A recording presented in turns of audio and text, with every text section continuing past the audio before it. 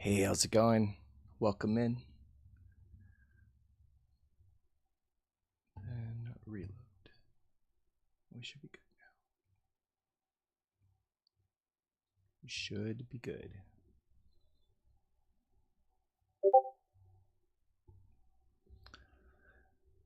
Alright. And we're live on YouTube.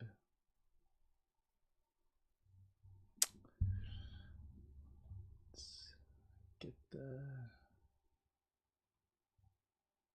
chat changed over. Hey, Autumn, how's it going? You're up pretty late. Or up pretty early. But I'm guessing up pretty late. Actually, wait, no, it's early for you. It's afternoon for you, never mind. It's 4. Or 5. Or 2. That's 2, yeah, I can't do math. Yeah. I can't get time zones.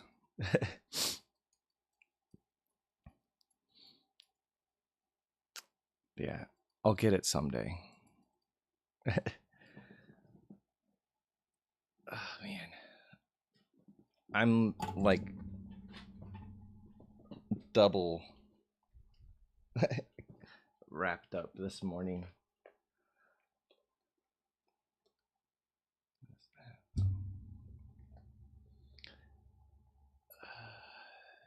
Yeah, I'm like really bad at the time zones. It's just like I should be used to it, but I'm just not.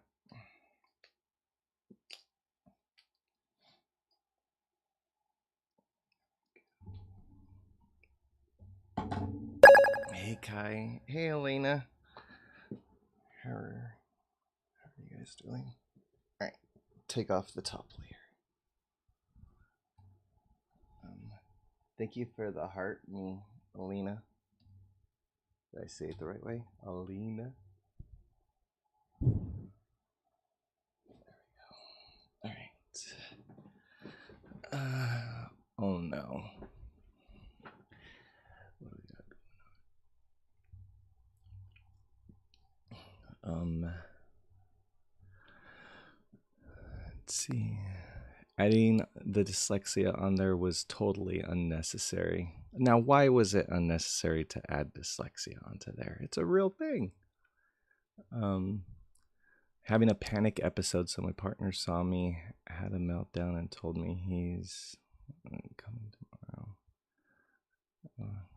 It's big doomsday box right now. Oh my goodness. I'm so sorry to hear that. I am trying to finally take control of that. Today will be the day. I'm hanging in there. Yeah, for sure. I know, but they hit you with the book. Well, see, here's the thing. The dyslexia, I kind of just stumbled across that one, and if anything, it helped me make sense of something because I always knew I had the symptoms. So, like, getting the label was more just completing the process. I already knew there was something there.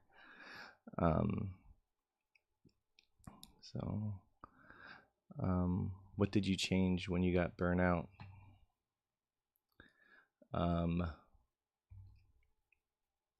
Yeah, it's a good question. So, when I got burnout, I had to do quite a few things, to be honest. I had to, well, a lot of things were even forced changes because when I hit burnout, the manner in which I was hiding all my symptoms or masking them, was through a lot of different types of like routines, I guess you would say, routines is probably the better thing, like just a way that I would approach all the things. And it was a roundabout way, but then, Autumn, is it going to work right now? I don't know. I don't know why it's not. But anyway, I think I know why. Anyway, getting distracted. What did I do? So the executive functioning went away. So essentially, I was unable to control what I had previously managed to control. And so, what I had to change was really being much more intentional about how I manage these symptoms. I couldn't just go with the flow, because even going with the flow anymore meant basically nothing. Like it just meant freezing. And so, having to be more intentional with how I approach these things. But it was good because I was able to kind of revisit things and change things from negative stuff into something positive. So yeah, yeah. Let me see here. I gotta figure out where that one went. What? Now, why wouldn't that one work? I'm gonna test it real fast, real quickly. Just testing it. Okay, that worked for that one. Didn't work. But what if I do it now?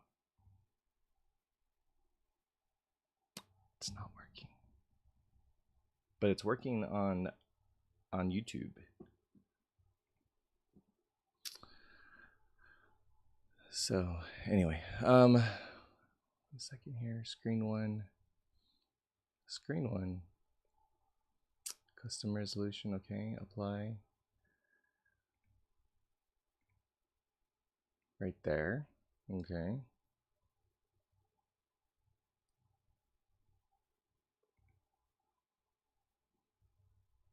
Try one more time. Wonder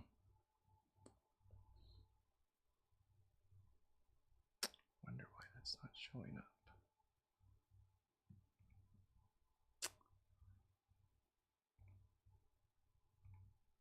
Interesting. I guess the drink water thing's not going to be working for right now. It works on YouTube though, for some reason, but it's not showing up. I guess the only other thing I could do is double check to make sure it's the same URL, but I don't think it is. I mean, I think it is. So, all right, I'll get back to the chat in just a second here, in like 10 seconds, because that's as long as it's going to take to just confirm this little thing here. Settings.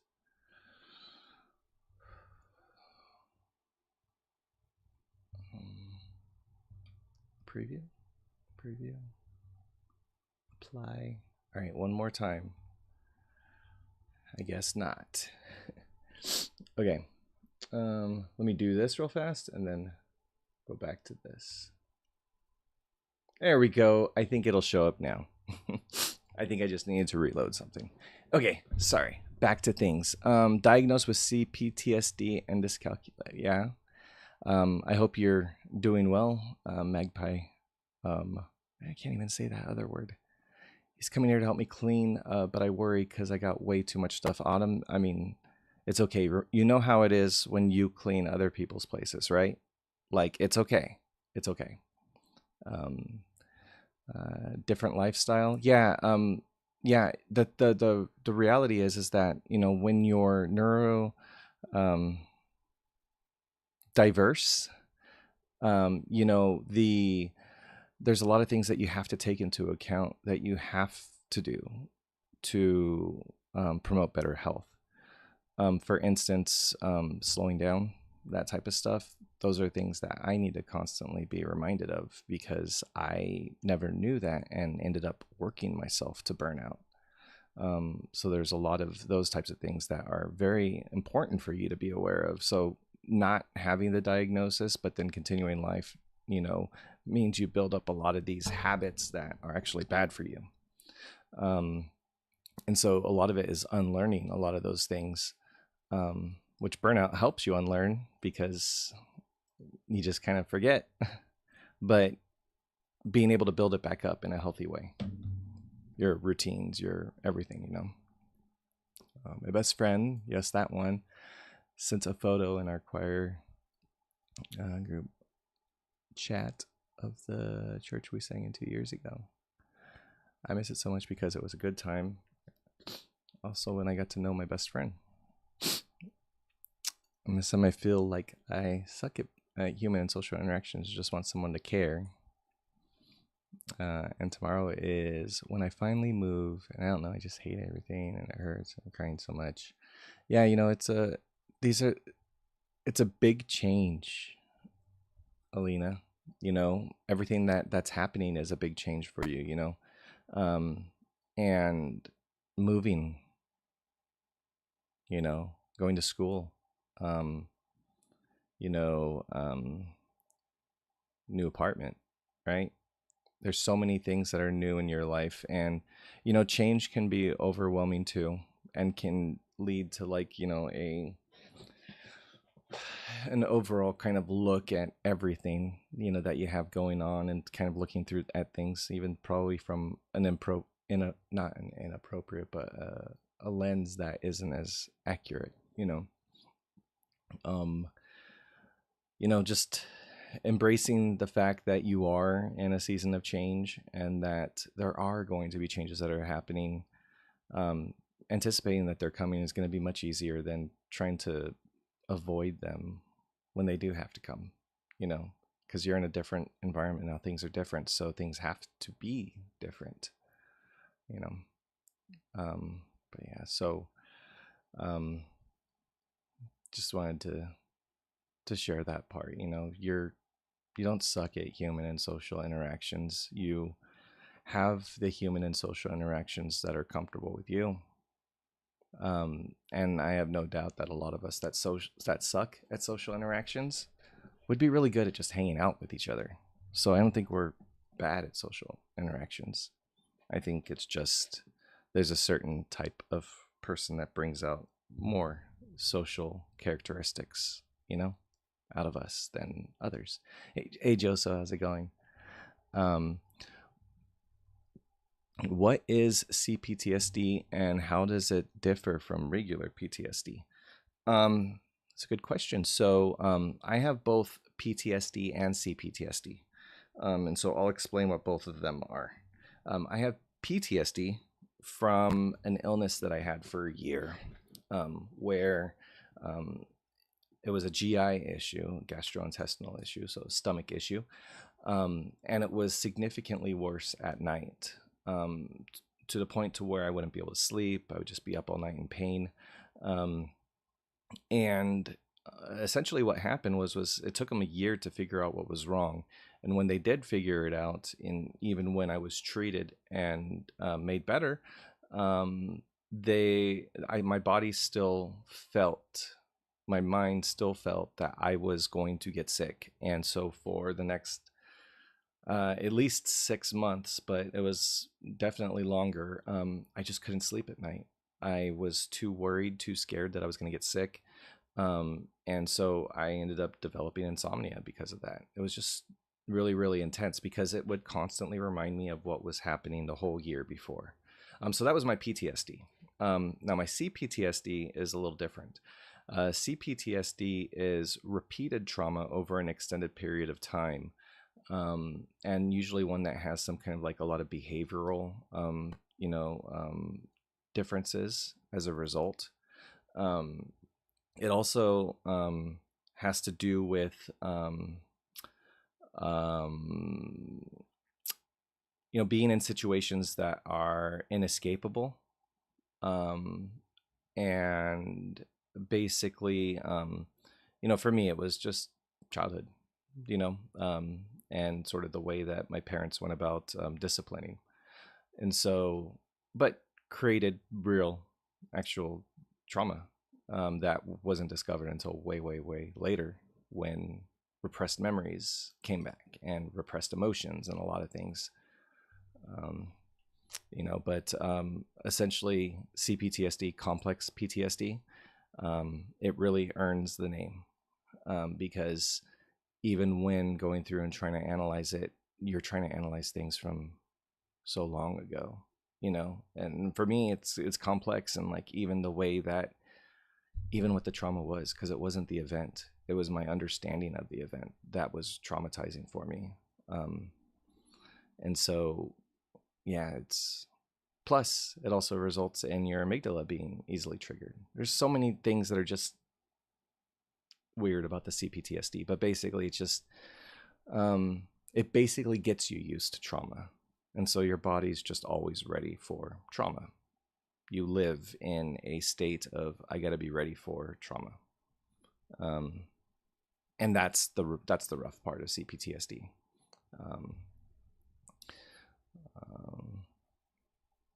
Um, I ask because I have always had ADHD-like symptoms. I've learned to control it as I get older. I'm 34. Okay, yeah. So the question you were asking, different lifestyle. Yeah, so it really does have to do with sort of just like acknowledging and being made aware of, you know, what you have so that you can have the right kind of skills, the right kind of, you know, everything that you need to be able to, you know, approach these things, you know, in the right manner. And so, you know, there's a lot that you need to like look into and research and everything. I think a lot of people who were diagnosed, you know, even probably as a child, probably don't take much of an ownership of their overall handling of, I mean, you know, maybe to a certain degree, like an inherent, like I learned these things as a child, kind of stuff. But maybe not like a full ownership or understanding of what's actually happening, because I feel like that overall understanding of what you're dealing with and kind of even more sort of that looking inward and looking at how it impacts you. I think a lot of that stuff can be stuff that can really help people, especially with their sense of self, just understand, well, what is my ADHD? What is my autism? And how does it impact me? Let's see. Happy Friday. How are we doing today? I'm doing good, Lunar Rain. How are you? Started my journey yesterday, diagnosed with PTSD. Well, welcome in. And I hope that you're doing okay. And this is a safe space to talk about any of that stuff. Did you find autism diagnosis worth it? Got an assessment coming up, but there was no meds or therapy. Not sure if I'll benefit. You know, and that's a very, very good question. So one of the things that you know is important to note here is that the diagnoses or the idea of a diagnosis, sometimes they're only for very, very specific reasons. Now, in my case, when it comes to autism, a diagnosis of that, the only thing that I would need to take out of it would be validation of life experiences. But the thing is that I know that the things I've lived and things I've done are real. I don't need like validation of that. And that has already told me what I need to know. Because the way that I mask and everything, it's very subtle, but these things are so there and they're so visible to me. But I have, I pause a lot, and a lot of the pausing is to just check everything, you know, check what I'm saying and all that stuff, you know. So it's a lot of that same thing of just, yeah, that's why I stop because I stopped it, you know. And so yeah, but yeah, to go back to that though, my autism diagnosis is a self-diagnosis. I don't need an official diagnosis, mainly because there's going to be no benefit. I'll be spending lots of money, wasting my time basically to try and explain my life experiences, you know. And so that's the only one here that is a self-diagnosis. And really, it's the more recent one, because really with ADHD and autism, things can bleed over so easily. But then sometimes after they bleed over, there's things that are just completely in the autism spectrum and aren't necessarily specific to ADHD, but are autism spectrum. And so for me, the diagnosis just means, all right, well, protect yourself as you would, you know, take the same type of precautions and everything that you would do, you know, if you had an official diagnosis.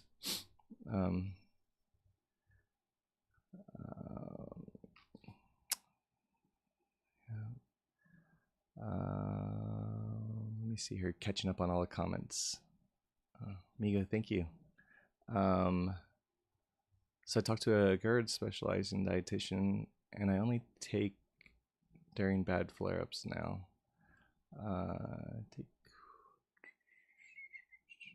Oh. Yeah, see, there's all these like tricks and stuff that we have to learn, you know, Lunar Rain, when like as we get older and we understand ourselves, right? You know, we start to like kind of learn these methods and these manners of well, this is what I do, this is how I sleep, this is how I do this, you know, and it's all these things that we learn over time can help us out, right? And it's kind of as a child how we masked too, was because we found a problem and we found something that worked to solve the problem, and so we just did that instead. And so rather than saying, hey, I'm struggling with this, we just took care of it ourselves, you know. Ironically, the whole wedge sleep also helps with sleep apnea pots. EDS, interesting. We're gonna look through all of my texts with my best friend, and after, hey, Alina, you know, you're not supposed to talk like that. Okay, I don't have any red cards here, but you know.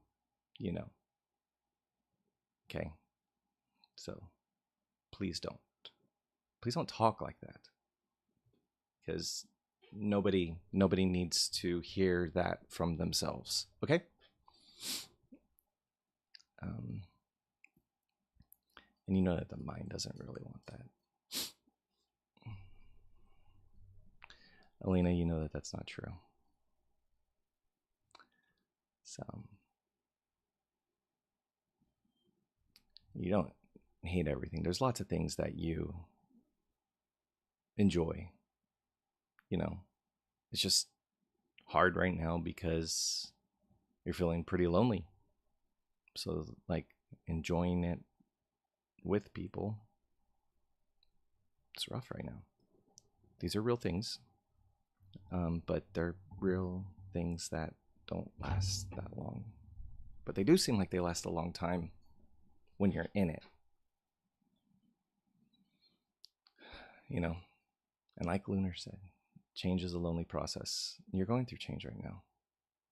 A lot of it, a whole lot of it.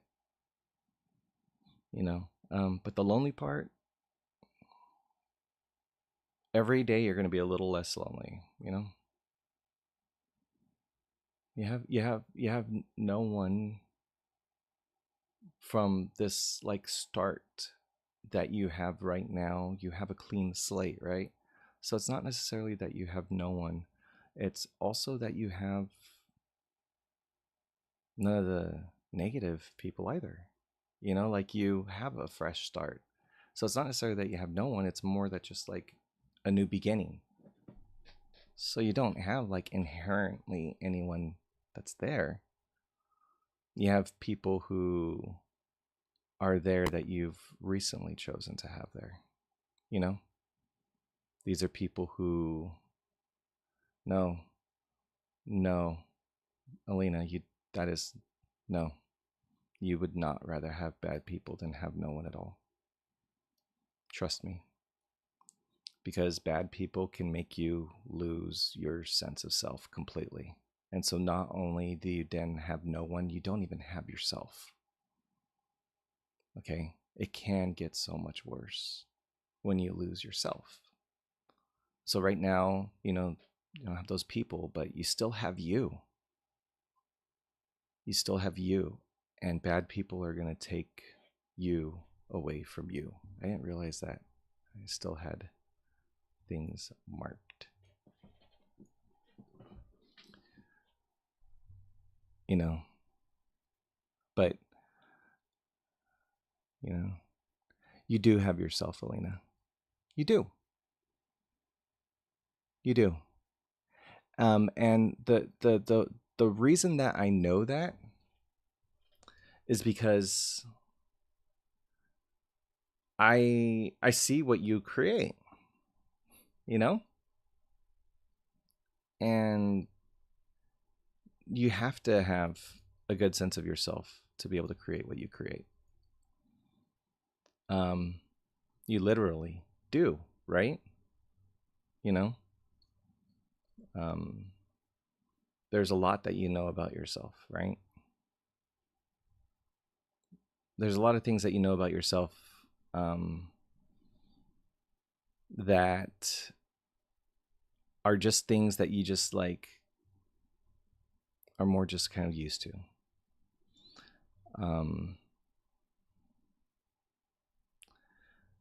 Yeah. But see, there's the thing is that like that's part of like what makes it hard is that it's resisting that kind of change, the change that is happening right now. And the more that you push back on it, the more that you resist it, the change is going to happen anyway. And so the harder you fight back, the harder you're going to fail at stopping the change, And so rather than push back, embracing the fact that this is a season of change, things will be different. Who knows what the next normal is going to be like? Yeah, we like routine and normalcy, but this is a next chapter. Our routines and everything got put together at some point. Now we have new ones that we need to make. We have all this stuff, and then also balancing out our mental health at the same time. There's a lot going on. You just need to be able to kind of look inwards to be able to really identify sort of what is that thing that's missing, because I know you feel like what is missing, but there's obviously like a need, right? And figuring out what that need is, and getting more and more specific and why that need is there. See, I have my diagnosis next week. Is meds actually going to help? Rising Chaos Studios, they may. So it really just depends. What you're looking to have addressed. The a pill isn't going to just fix everything. It's going to help. Yes, it's going to help you. But taking a pill isn't going to just magically make it all go away. It's going to help you with the ability to control your focus. So it's going to help you with control, but you still have to take control. And so, I've even noticed that I could take my pill and not even try to focus, and I feel nothing because I didn't try to focus. If I did, I would have been able to, and then I would have felt different because I was able to focus. But for me, it doesn't really do anything until I try and do something like think, and then it's like, oh, it actually worked, but still only part of the solution. You almost drank a liter of juice today already. That's awesome, Kai. That's great. Good morning, Jobs. I couldn't work for 4.5 years and feel bad every day. I wish I could think properly now. I'm sorry to hear that. I mean, a lot of that stuff. Oh, Josa and Jobs, you guys having your names right next to each other was like, oh, too close, too similar. So I thought they were all the same. Work for 4.5 years. That's really rough. Do you feel like you could, like, are you looking to like getting back into like the workforce and doing all that kind of stuff, as far as like actively working to like get through it, or is it one of these things where you're hoping that like it sort of settles, or that you're able to recover, I guess? And with all respect, you're born with ADHD, or did it evolve out of trauma? Just asking for real. No worries. and feel free to ask any questions that you want. I am here to share based off of my experiences. So yes, I was born with ADHD, and I was born with autism. So I know that those are true. The CPTSD I was not born with. Dyslexia, I don't know how that happened. It's just over time. But the ADHD and autism, they are exacerbated by the complex PTSD, because complex PTSD causes brain fog. A lot of it has to do with being in fight or flight and dissociation, a lot of that kind of stuff. And so we have a lot of kind of things that are impacted by trauma as well. And kind of, I guess I would say, amplified or made worse by trauma, but not necessarily due to trauma, right? And so it can make it worse, but it's not like the thing, at least for me, because there's too many things that happened that had nothing to do with the trauma that had always been sort of present. Yeah. It's good to know a fantastic relationship with my life. I have the therapy part sorted. That's great. It's great. Rising Chaos Studios. I'm glad you have the therapist part sorted out. Getting that diagnosis as well. You have a psychiatrist all lined up and ready to. So the psychiatrists are going to be the ones that are going to be, using the medication and everything. And then the therapists will be doing the talk therapy, which is just as important. Talk therapy is just as important. And it's tough because I keep failing my exams and having to live with family.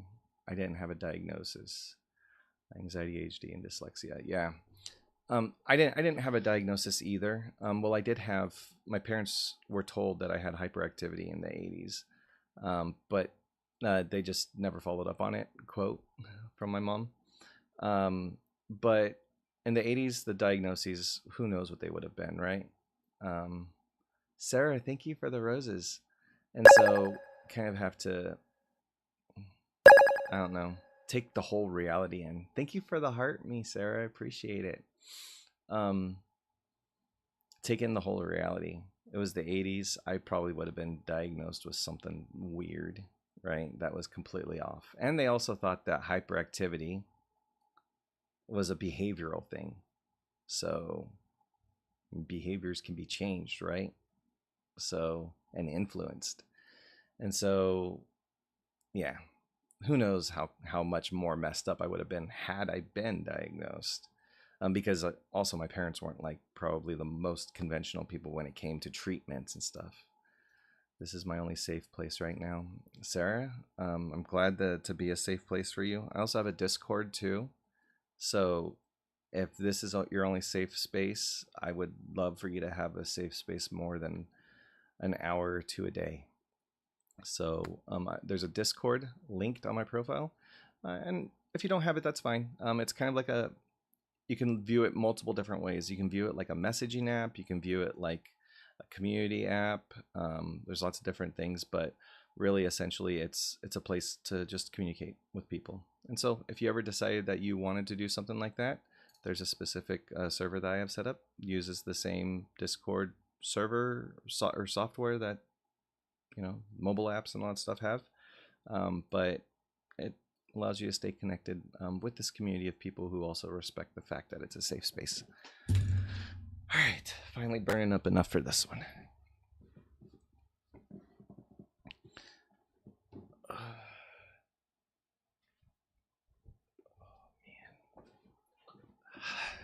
Maybe not.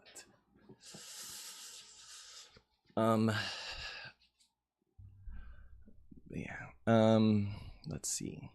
For the fog, eggs help me regulate a lot, but minimum 3 a day. And thanks for the reply. Yeah, that's a good tip on the eggs. I'm gonna try that one out. I was in fight or flight for about a year, due to a re-traumatization that happened shortly after this. And I didn't get out of the fog until like 2 or 3 weeks ago. But it was definitely like very clear for me, like when I got out of it, like how drastically different it is than the ADHD brain fog, and just like in the intensity too. Yeah. About the hyper, I had the same response, and I'm from the 90s. Yeah. Yeah, it was, again, a weird time. And so we talk about how constantly our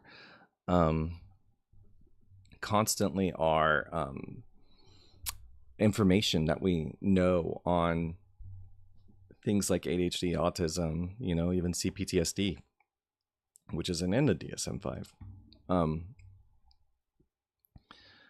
We have so many things that we don't know that I feel like, any prior diagnosis would have just been weird, but this is also kind of like why it's important for us as a community to come together, because there's a lot of things that we can learn from each other right now.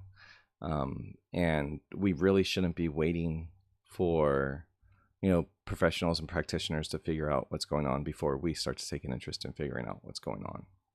So being curious about ourselves and all that kind of stuff, I think is very, very important.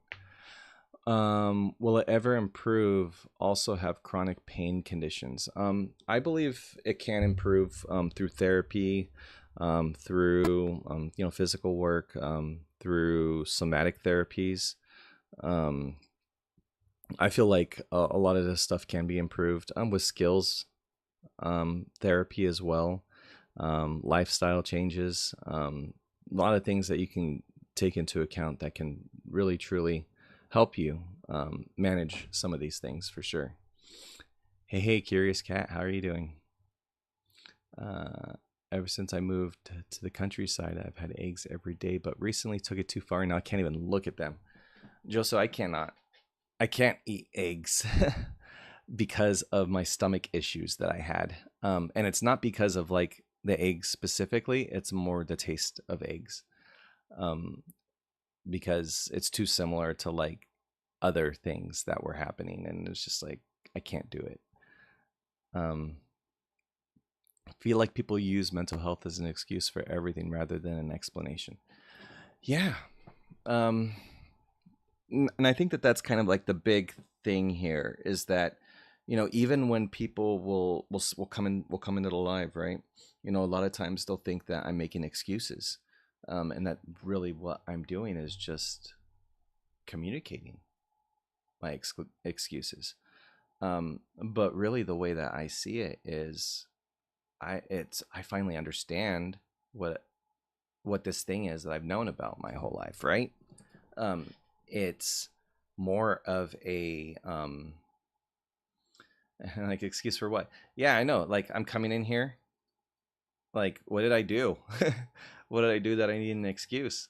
But yeah, people feel like it's like an excuse even is like a premeditative excuse, right? Like, oh, I need to give you this excuse for a reason, you know? But yeah, and that's the thing is that for us, the ones that are seeking out these things, it's about understanding ourselves. A Curious Cat, thank you for the heart me. I appreciate that.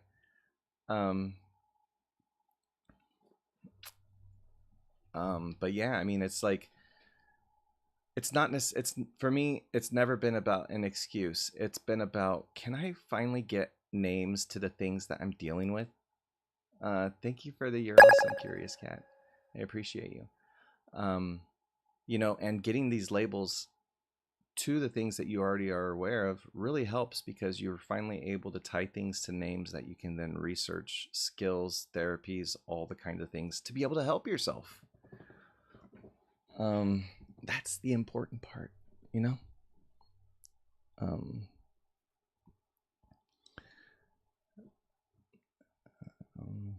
walk talk therapy, bridge the face-to-face therapy. It's like talking to the air. Yeah. I like, I like walking and talking. Think to the air. Is that what you were saying? I think so. Well, I have the exact same and found out at age 53 I'm still struggling. Purella vulgaris, I think. But anyway, sorry to hear that you're struggling. How are you struggling right now? Like, anything that we can help with? Anything that, like, where are your struggles?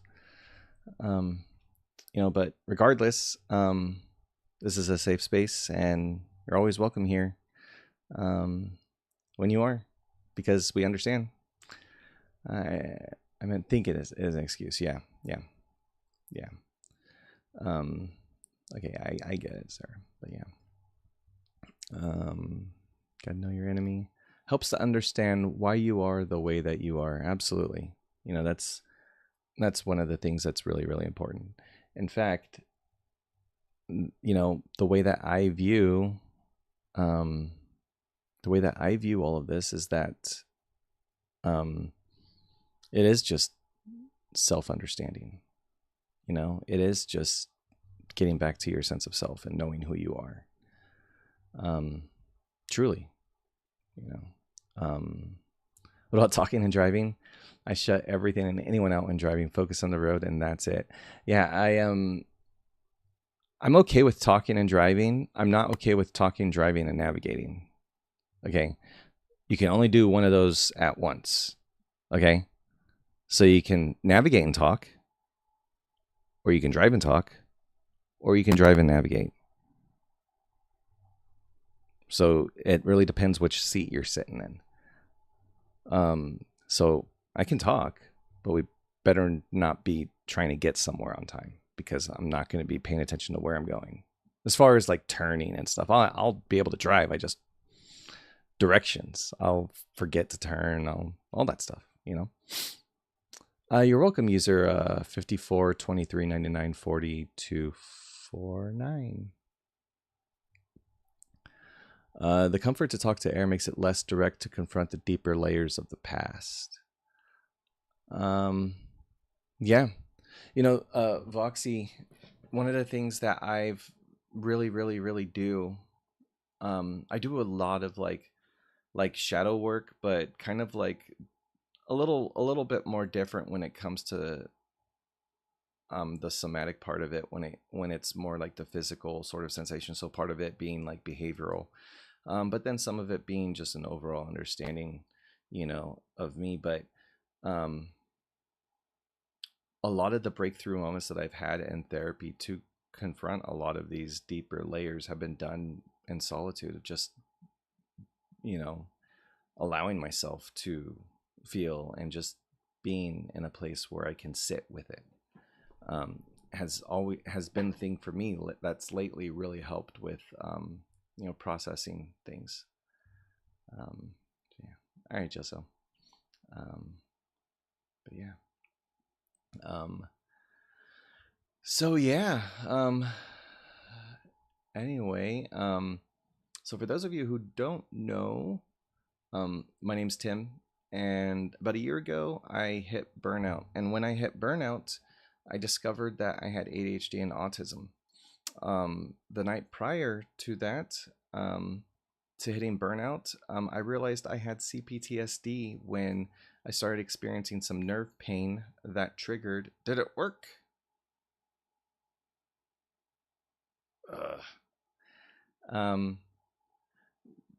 Some nerve pain that triggered memories of trauma and all that kind of stuff.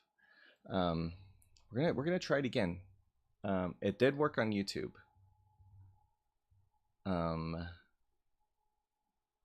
So Curious Cat. Yeah. It's kind of a difficult thing. So I suspect what the nerves may be. But it really does have to do with my physical experiences. and circumstances. But the vagus nerve, which is the popular one, right? It was actually physically impacted by the trauma, and so there's like some kind of damage that's done to it, like from a physiological standpoint, due to like blunt force trauma. So because of that, I get significant amount of pain that results in essentially nerve pain. Feels like pain in that same spot. So it's like your brain remembers when pain was in that spot and plays back, you know. But by playing back, it's just like, boom, hey, remember that? And you just get quick glimpses of, hey, remember that time then, remember that time then. And that's the thing with CPTSD. Thousands of instances of it, right? And so it's like, here's a fresh new one every time you feel this pain.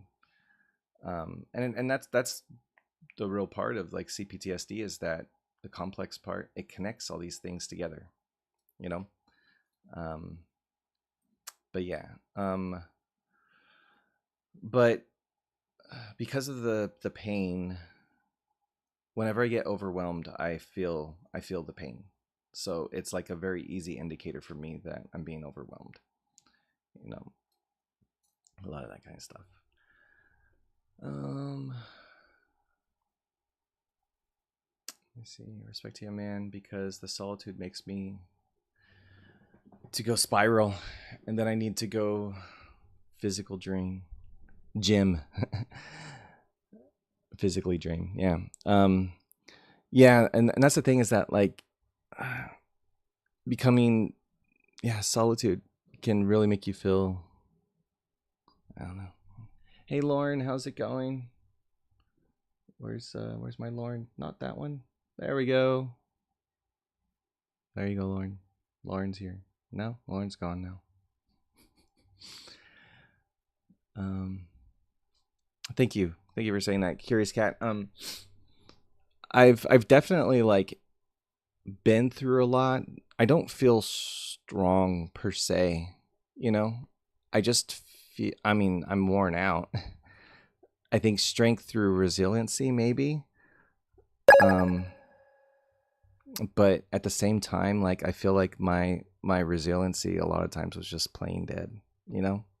So it's like I don't feel strong, but there is strength in the fact that I'm still here, that I'm able to talk about it.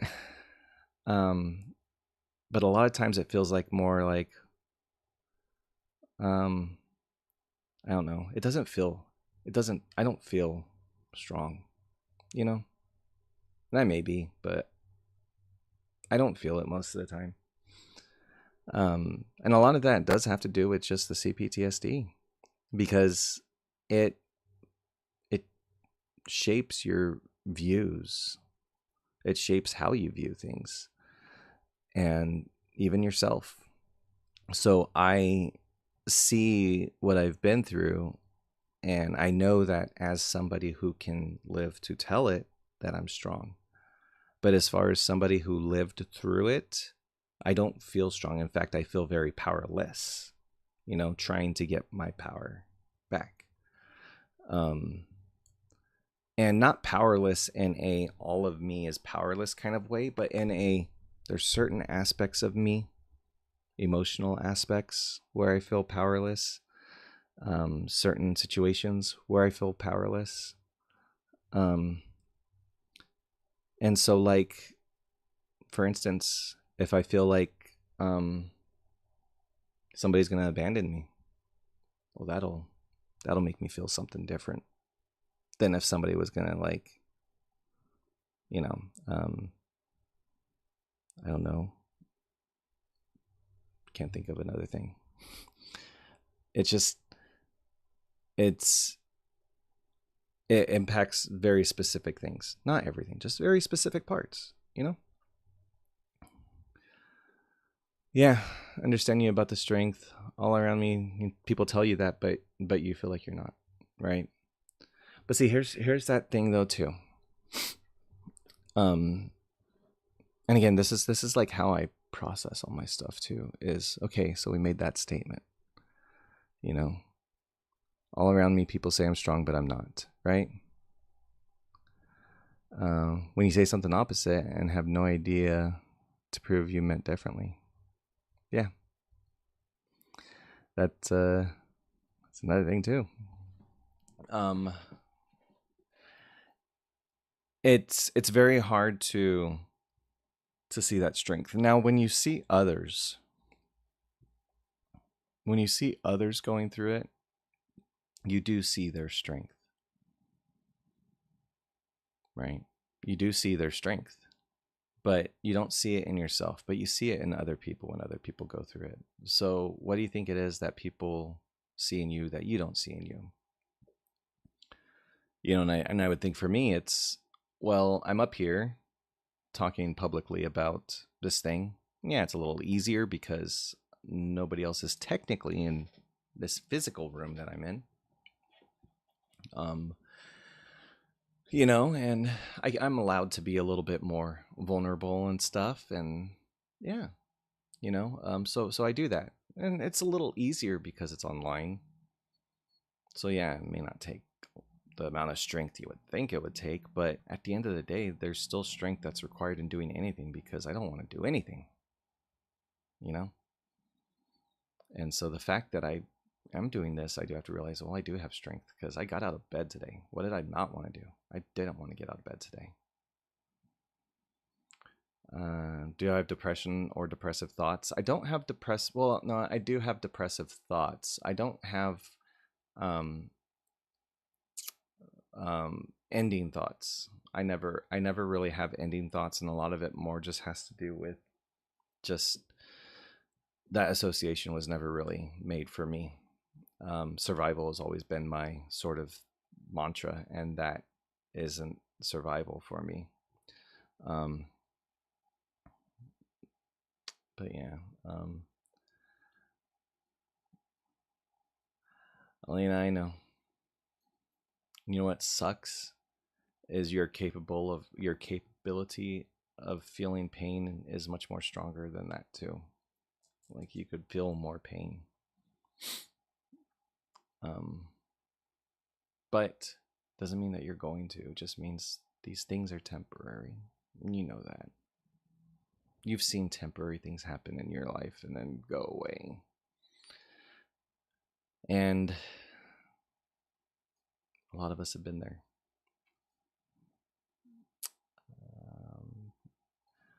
Yeah, but I do have depression, Curious Cat. Sorry to jumping between things. I have depression, but a lot of my depression I feel like is due to just the things that I've been dealing with. You know, the failing at the things I've been dealing with. You know, that kind of stuff. So,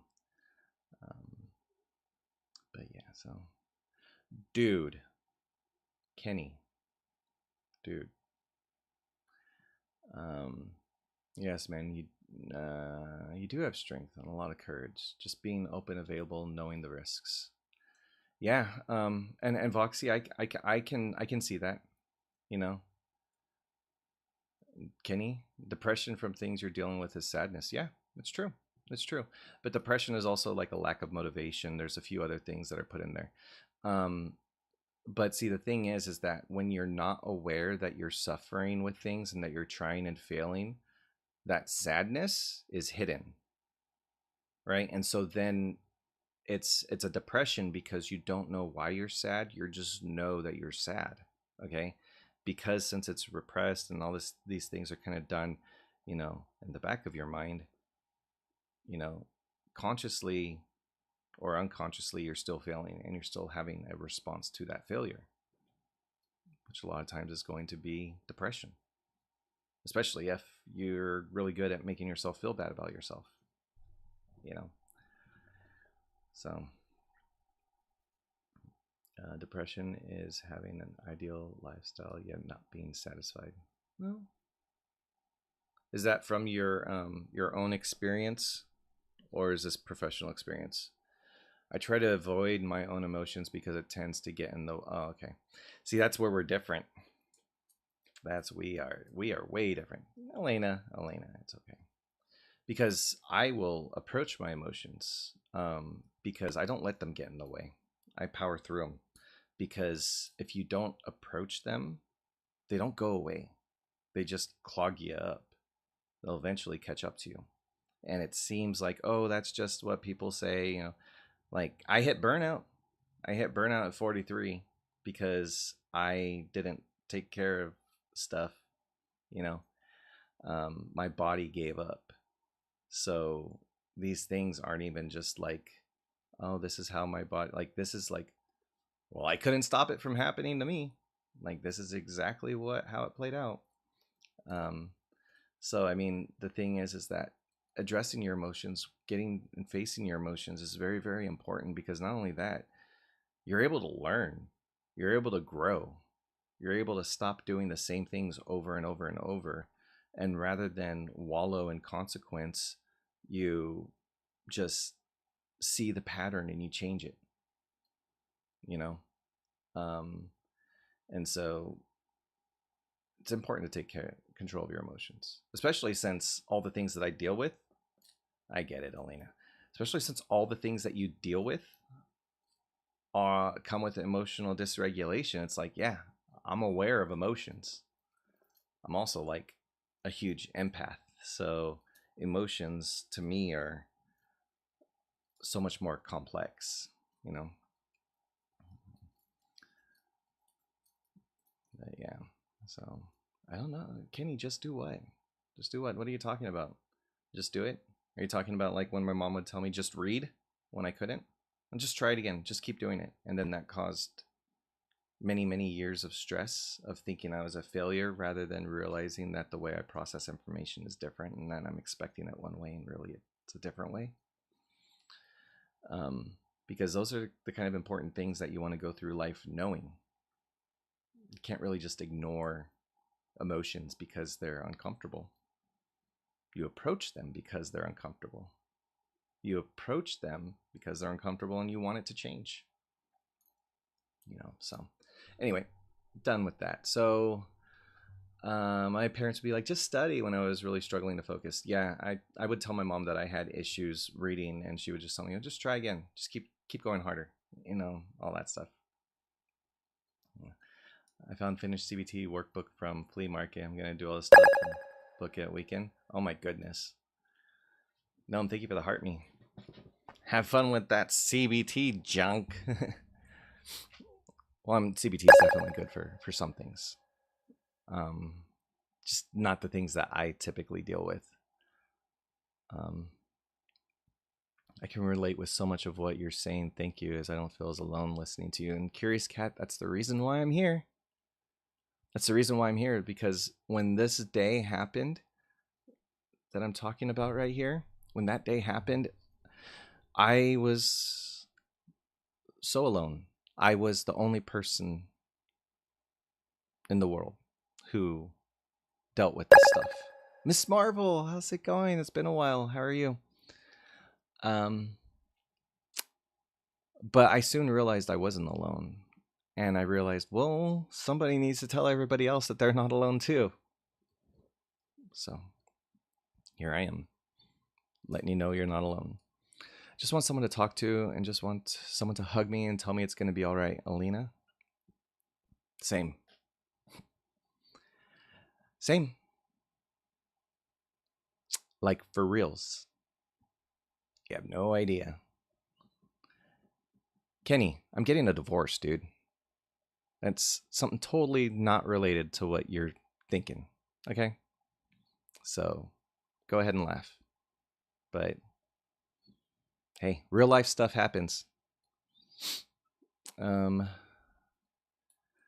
got to go home this morning by my boss. I don't look right. She cares about me too much. Do you feel like it was like an overstep? Life tried to kick me while I was down, but I'm strong and back. Miss Marvel, that's how you do it. That's how you do it. Right? Proud of you. Proud of you for kicking back. Yep.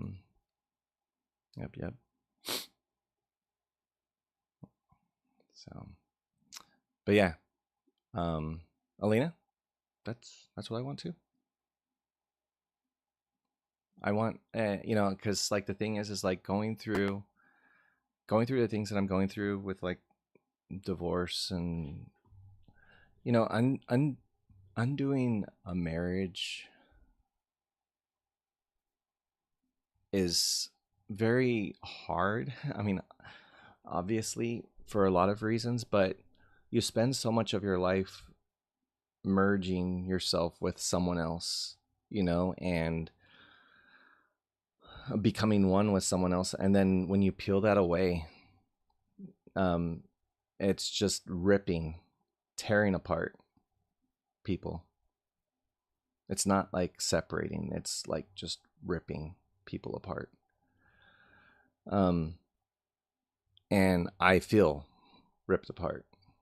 I feel like a lot of me is missing because a lot of me that I had combined with is missing, you know? Um, and so it's like kind of the reverse of like trying to find those pieces of me that I gave up. The water isn't working for some reason. Let's try it again. There we go. I don't know why it only does it sometimes, but oh, wait a minute. I think I know why. Okay, I'm gonna try something there for a second. If you want to try water again, see if it happens. Because actually the trigger's working. For some reason, it's TikTok Studio that's doing it. Aha! Yeah. There you go. And so it'll stay up for 30 seconds when it's done. So if two people do it, it may just reset the timer. I don't think it'll show it twice. I don't know. But there you go. I'm gonna create some more triggers too.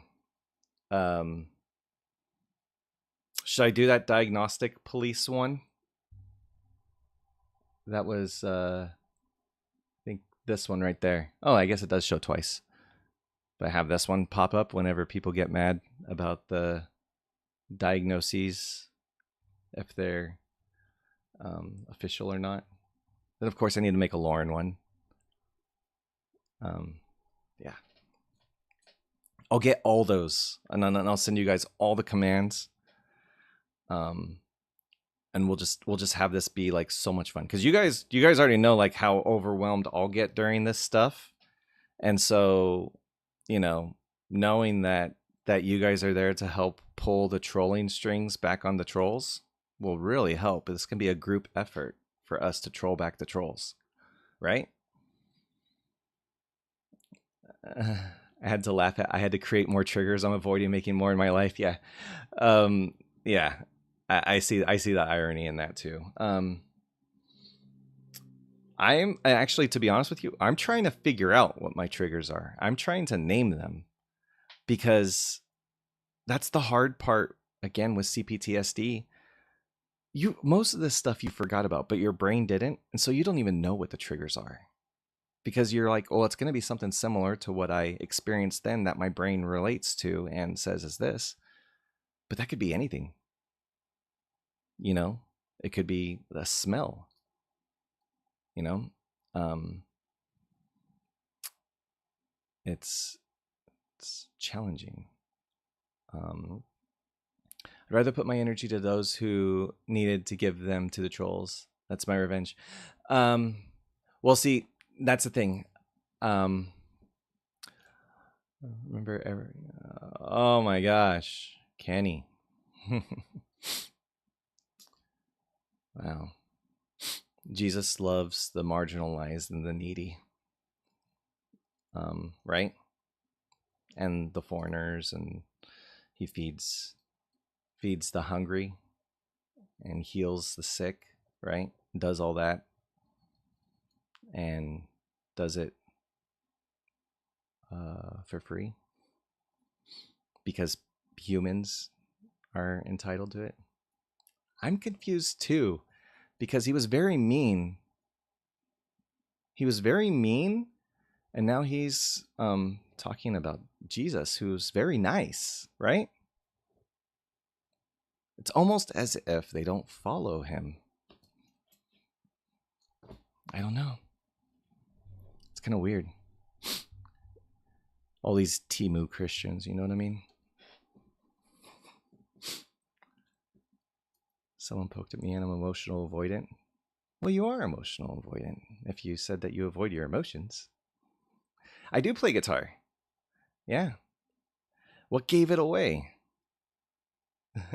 The correlation adds up. The correlation adds up.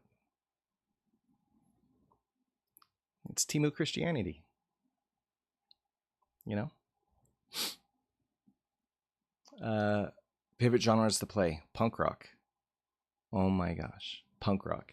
Punk rock has my heart. And I'm not talking about like the like pop punk per se. And I'm not talking about like old school thrash punk, but like fast, aggressive, but complex. So a lot more like music theory into it. Operation Ivy, kind of, yeah, a little bit more polished. Because I do like raw punk, like old school street punk. You know, a lot of the first older punk stuff that I listened to was that.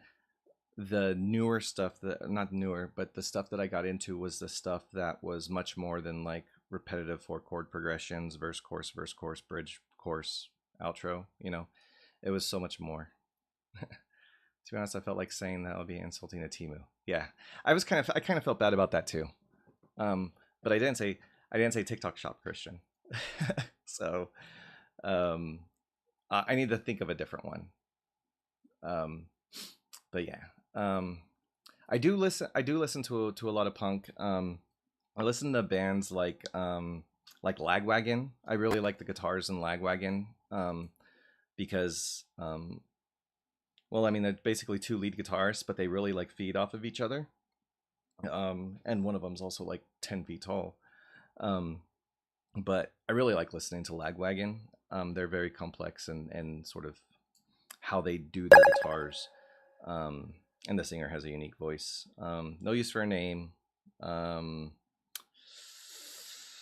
Good Riddance. MXPX.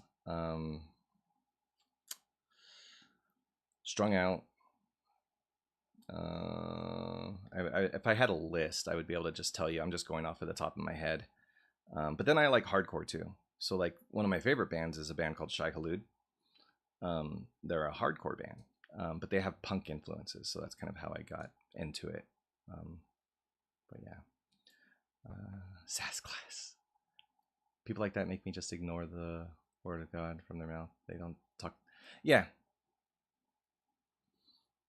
I have so much biblical knowledge due to my trauma. Probably more biblical knowledge than that person due to my trauma, which it kind of sucks when the reason why you know so much about something is because it traumatized you. I am a Cancer, if you're asking about zodiac signs. But yeah, I work in DC and I've met some of the guys from Black Flag. Awesome. The DC punk scene is one that I've I know plays a pretty big part. You know, wasn't Bad Brains from the DC area? Water Sign Gang. Yeah, that's a yeah. Let me see. One of the cool things is I met Davey Havoc, the singer for AFI, at a hardcore like a music festival. I realize that when I say hardcore, a lot of times people are like waiting for a different word to come out. Bad Brains, yeah, okay. See, I was pretty sure, and I was pretty sure it was that song that the reason why I did it, but I kind of thought like I had known that already anyway. But yeah. No, Bad Brains isn't my favorite singer. Who's my favorite singer? Let me see. Matt Redman, Chris Tomlin, um, those people. No, let's see. Well, see, singer, that's different because with punk, it's not necessarily always about the singing. With hardcore, there's certain screamers that I love their scream. Geert from Shai Hulud did really good. Chad did also from Shai Hulud. Who else? Yeah. Do you have any pets? Yeah, I have a dog. His name's Linus. Bad Brains is a punk band from Washington D.C. But yeah, so yeah, I need to.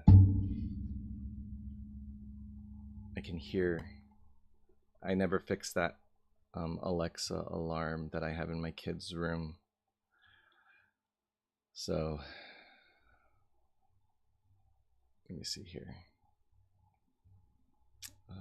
Turn off all alarms.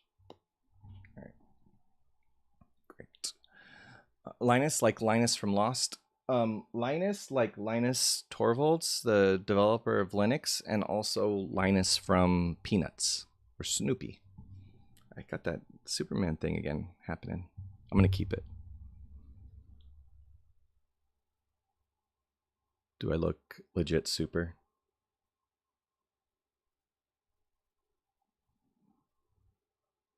Snoopy, of course, right? I feel super with this.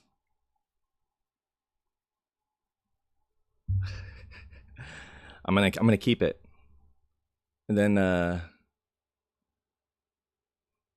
just need my Clark Kent glasses.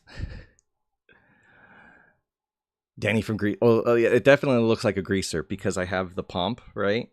You know, and then it's greasy because my hair's dirty. Yeah, I should have been wearing like a white shirt and like roll up the sleeves. You know, gotta hand to the guy from Lost though. Whenever I hear Linus, he pops up in my head. Yeah, I haven't. So I haven't seen Lost. Don't come at me because you'd be more furious that I hadn't seen Harry Potter. But don't come at me because you'd be more furious that I hadn't seen Lord of the Rings.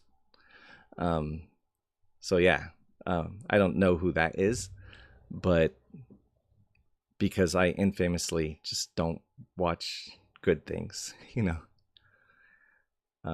You got a worse one? Okay, you haven't seen Star Wars, but I kind of get that because it's also generational, right? Star Wars is a bit older now, you know what I mean? And so a lot of people, I mean, quite honestly, a lot of people are just like probably not going to get into it because it doesn't have as much sentimental value to it. Now, Lord of the Rings, Harry Potter, all that's much more. Well, I don't know, maybe not the Harry Potter part, but Lord of the Rings, I don't know. Like I feel like these things have like such. I don't know. I guess they are kind of like all the same. I don't know. I don't know. Who knows?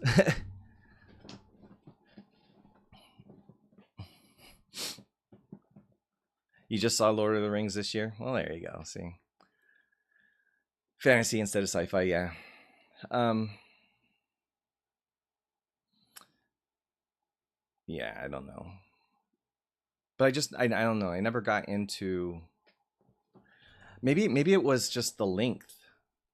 Like think about it. Like if you're gonna watch Star Wars or you're gonna watch Harry Potter or you're gonna watch Lord of the Rings, you got to devote some serious time to watch it, right? And to understand what's going on. That's much more definitely a fantasy. Call yourself a Trekkie. Picard gets the credits. I would call myself a Trekkie, but then mix up Star Wars and Star Trek purposely all the time. Doctor Who, I love Doctor Who, but I stopped watching Doctor Who a long time ago too. But I like the idea of Doctor Who. Commander Riker, first crush. Wow. I wonder who, if I had a crush from Star Wars. Not Star Wars, Star Trek. I did it. Got them mixed up. I don't know. I don't know. I don't think so. No. No, you know, I'm Worf. No, I don't know. I don't know, to be honest. Doctor Who is epic too. Yeah. Yep. Favorite doctor besides David Tennant? Go.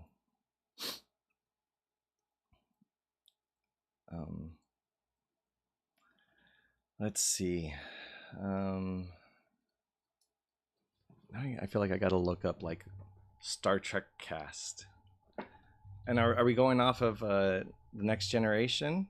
Because I mean, obviously Riker was Next Generation. Or is it all the lore? I don't know. I only went to Next Generation. I didn't do anything else after that.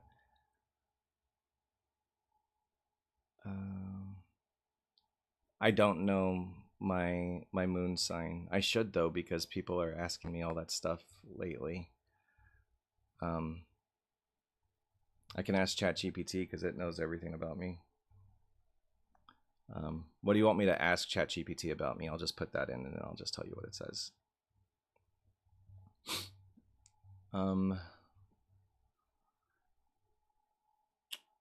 Let's see. We'll do the Next Generation. I think I'll have a better idea of, or a better way to pick out a crush.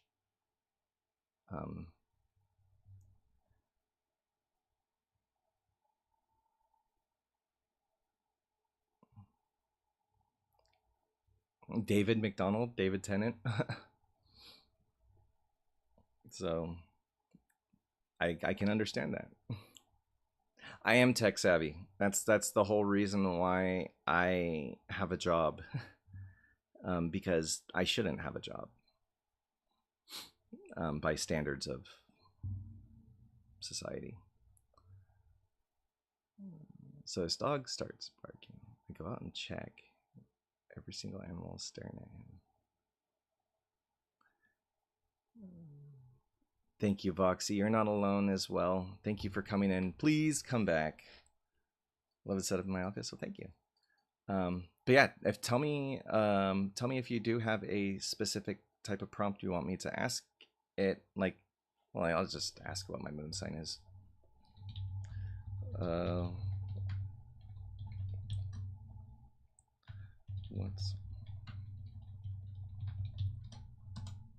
I'll just ask it for all my things like that. Oh, exact time, location of birth. All right. So it knows my birth.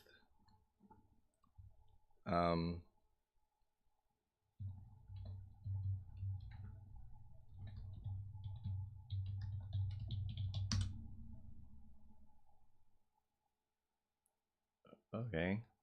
It's doing some analysis. Awesome, Voxy. Appreciate it. I look forward to seeing you come back. My moon was chilling in Taurus on that date. So I'm a Taurus moon, apparently. Sun sign Cancer, Chinese zodiac Rooster.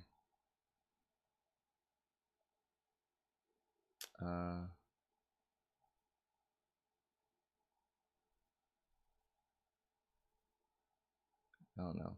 Yeah. I don't know what that means or anything. It's literally me having no flavor palette and you telling me the ingredients that you put in the food. It's like, okay, that doesn't mean anything to me, but I guess I'm eating. So, all right, let's see this cast. I want to see who,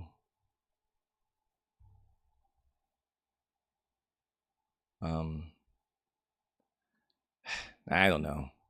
I'm not going to pick one. I've decided that the TNG cast doesn't have enough drip. I don't know, like I don't know.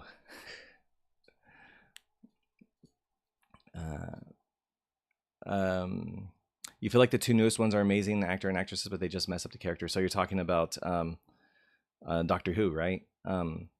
I I I didn't really like Peter Capaldi. In fact, like I went like maybe like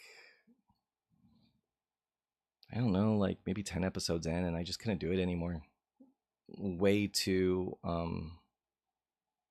don't know, dry. Like I don't know. It wasn't as easy to watch. But again, it's probably my attention too. You know, apparently Chinese astrology can tell you about your health, and I checked, it's actually pretty accurate. I'm assuming it goes beyond just like the Chinese zodiac, right? I feel like it's a bit too slow.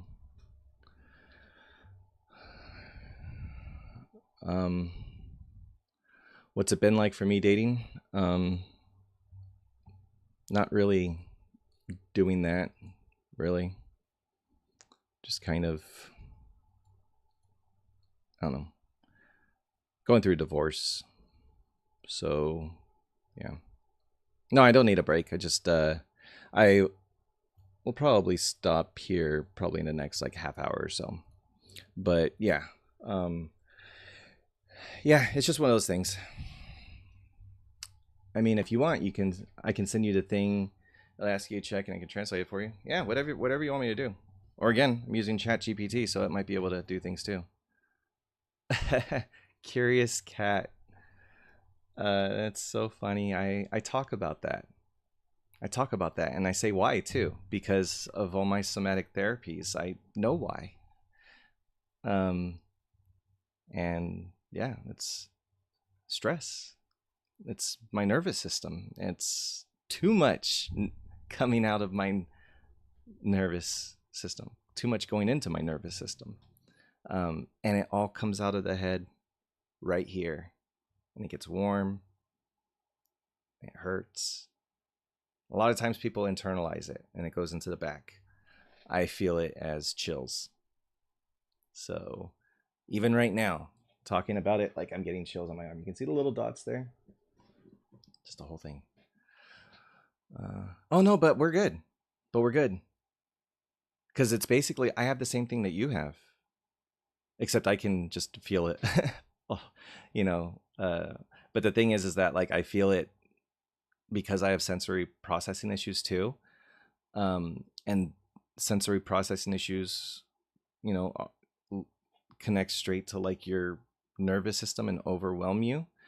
When I hear sounds, I'll like my chills will like reverberate with those sounds. So a lot of it is kind of fascinating in a way, and kind of weird and silly in another. But you know, don't worry about me because I mean we're all dealing with the same stuff. Yeah, take that stuff with a grain of salt. But one of the things that I have found, yeah, we'll see that the goosebumps thing, and like still like I can't even tell there. So it's the manifestation of all those nerves. You need to show the arm and start to get chills. It's because our nervous systems are talking to each other. Like your nervous system knows what I'm talking about. It hears me. It's not talking to you, but it hears me and it knows what I'm talking about. But yeah, it's the overwhelm goes into sort of that particular type of state to where I'm not even internalizing it like at all. So it even surfaces up to my skin. Because of the burnout. The burnout was all the masking and everything that I did prior. The burnout took that away. So now whenever I do get overwhelmed, I basically feel it. And yeah, making the connection that the chills that I was feeling was not me actually being cold was a huge thing, because I would just get these weird sensations. Like right now, if I didn't know any better, I would think I'm freezing cold right now. But the big difference is I'm not going like shaking. I am going like this because my skin hurts, okay? But it's a different feeling. It's kind of like when your leg's asleep, you know, and you feel it tingle. Except my whole body is feeling that, you know, but not so intensely. Yeah. I so I do a lot, like I said, somatic therapy. So like a lot of like body based therapies. Um, and so I have quite a bit of understanding when it comes to the bodily response to a lot of these things. Um, and so physical sensations, I can describe that, but not only that, when it comes to talking about the things that we struggle with, I can often articulate them in ways that people can relate to, or in ways that we could all relate to, either having it or not knowing it. So a lot of times when it comes to describing what it's like to be, um, neurodiverse, um, I can explain from a neurotypical standpoint what it would be like, you know. um, yeah, I think a lot of it has to come from me feeling like I always have to explain myself, being really good at explaining myself, being very self-aware, and doing a lot of body-based therapy. It's just, I know too much. um, but it does allow us to be seen a lot of times too, because since I describe things in particular ways, it connects us a lot of times too. Thank you for the rose, Curious Cat. I don't know when that was sent. I just know I didn't. Thank you for it. Um, but yeah, so I mean that's one of the things that I do here. Well, really, what I love doing here is simply just connecting with people, sharing my story. Um, you know, uh, to be honest with you guys, I'm kind of happy that it hasn't been as crazy as it was the last couple weeks. I'm in Southern California. Um, the last couple of weeks, the room has been like overwhelming. Had like about 100 people here like every time, sometimes up to like 150, and I would get way too many comments, and I would feel so bad having to get off of the live, having unanswered things, because a lot of people coming in being like, this is me, and wishing that I could have reached out to all of them. Um, but yeah, it's just, I'm so much more comfortable in the smaller rooms. Yeah, Southern California, SoCal. Yep. Um, Beautiful, sunny Southern California. Um, but yeah, um, that's where I am. Kim Brule. I love that name. Um, but yeah, so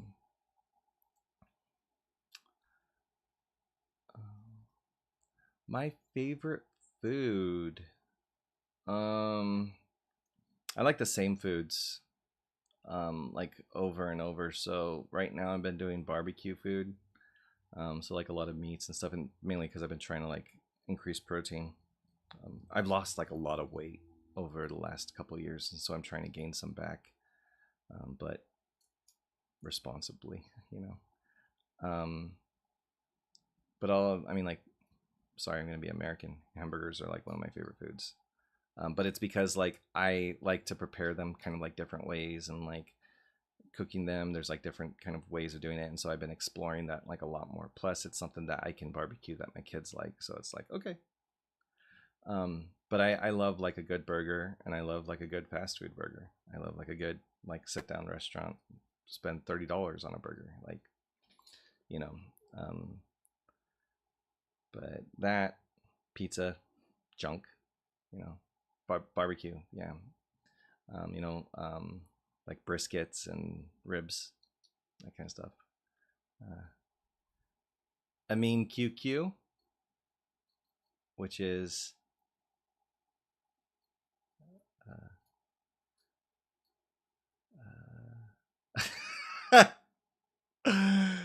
oh my god.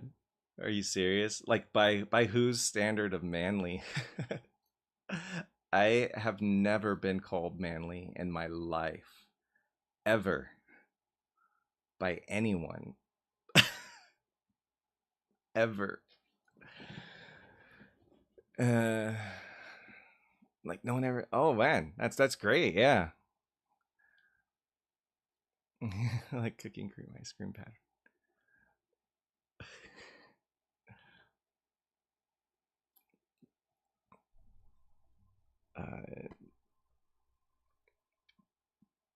Oh yeah. Um, no, I mean, yeah. There is a lot that goes into barbecuing, a lot of considerations, a lot of things to worry about, which is probably why I do it, because it's like I gotta stay busy to make sure everything's going okay, you know. So yeah, um, I would say the most manliest thing that I have is that I like to lift people up and encourage people. That's probably the manliest thing about me. Hey, Maroni, how's it going? I'm like hella manly to me. Yeah. If you're gonna talk about manly, yeah, tattoos make me manly. Once I'm done grilling, I'm done eating for the day. Yeah. Do you like eat while you're grilling, basically? How do I deal with hate online talking about my mental health? Ironically, or not ironically, I don't get as much hate as you would think.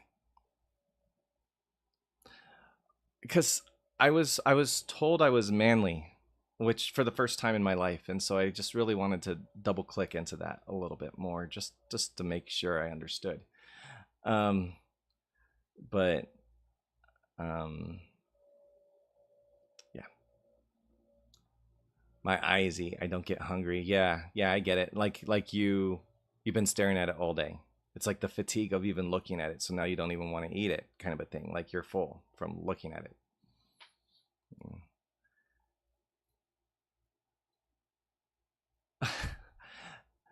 Maroni, thank you. Also, Maroni,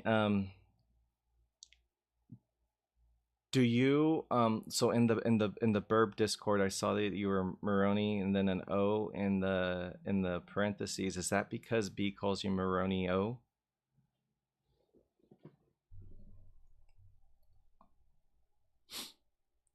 And if so, please tell me that I'm pronouncing it the right way.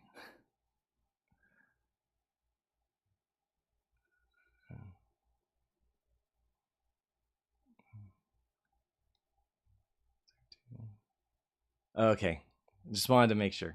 Does she know? Does she know that it's incorrect, or not incorrect? But I mean, is it incorrect? And what's funny is that, yeah. But I think what's funny is that if she's calling you Maroni O, then that means you're saying F the North, right? Uh, oh, okay. But see, that's the thing, is I was looking at the Burb Discord and I saw that and I was like, wait a minute. And then I was thinking, I think she does say Maronio when she mentions it. And so, yeah, that's the reason why. It was literally just like trying to think if it was what I was thinking it was. I don't pay attention, but then when I do pay attention, it's like I should have been paying attention, but I wasn't, right? I don't know if you guys know what I'm talking about, but that happens to me a lot, where something I just wasn't paying attention to, you know? And then now I am, and now I get it. Yeah, just this weird thing. Yeah, she only realized like 2 weeks ago. Oh, I love that. I love that. Yeah. And that's what's really fun. So I've been in that community since like January, beginning of this year. And there's so many like people who have like lots of like different nicknames, things, or like shticks about them or something that just like are so like they just stick around, you know, from like one little comment.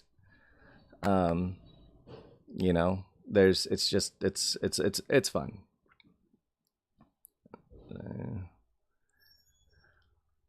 Um, I don't know. Actually, I would be able to tell because I could see who I've sent to.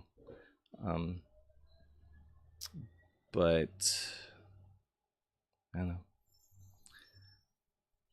I really wanted her to get the tattoo. So I actually, so when I joined that community, um, there was only like maybe 20 subscribers. And so I was there for like when it hit to like 50 and like 100 and all that stuff. And so a lot of times when it got closer to those, I would gift some subs to kind of bump it up closer to it. So like when she was at like 93, like I bought like 7 people subs, you know, to just push it over the edge, like that kind of stuff. But yeah, let me see. Ikai, I've been missing things here. Have I experienced dissociation? Yes, curious cat, I have. In fact, so again, going back to like my going deep into therapy stuff, I man, it would take like too long. I had to figure out what my dissociation was. Okay. I talked with a friend who has a dissociative identity disorder. And we were kind of talking about each other about different things. I was talking with him about sort of how I monitor my nervous system and how I feel it and everything, because he wanted to kind of get a better understanding of his too. And so I kind of helped explain to him how I do it and everything, and like helped him with like kind of sort of some of the grounding ways to get you started. And it helped him tremendously with sort of his stuff that he was trying to understand. And for me, when I was asking about when he switches, like what it feels like, and he started to explain to me dissociation, and like how I was explaining my nerves, he was explaining what dissociation is like, and he was explaining like body sensations. He was explaining like all these different things. And then when he did that, it clicked for me what it was. I was like, I know exactly what you're talking about. And I knew exactly what it was. And it was a thing that I do whenever I get very, very sad.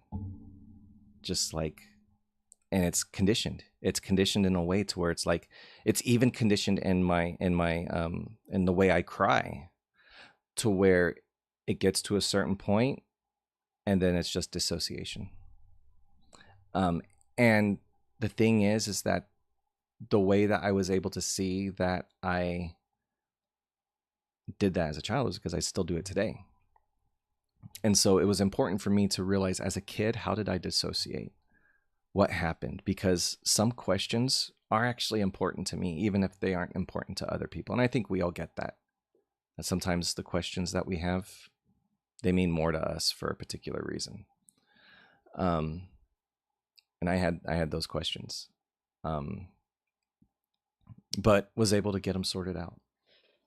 And learning about the dissociation really helped. Really helped. Does anyone know I can actually get the subscription renew on a computer? Because I realize I have to get that sorted out.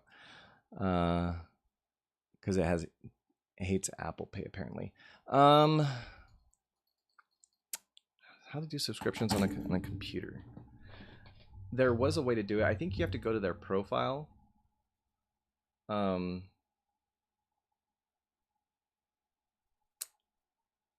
don't think it'll be during the live though. I think you have to go to the profile. I don't know.